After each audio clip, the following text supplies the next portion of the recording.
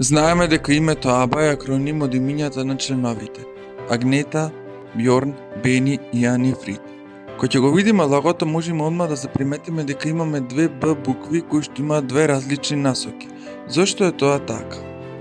Тоа е така бидејќи членовите од групата биле парови. Па, првиот пар биле Агнета и Бјорн, а вториот пар биле Бени и Ани Фрид.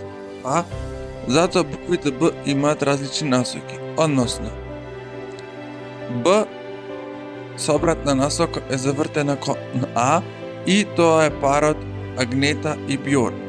Втората Б е завртена кон другата а тоа е парот Бени и Ани Фрид. Што значи,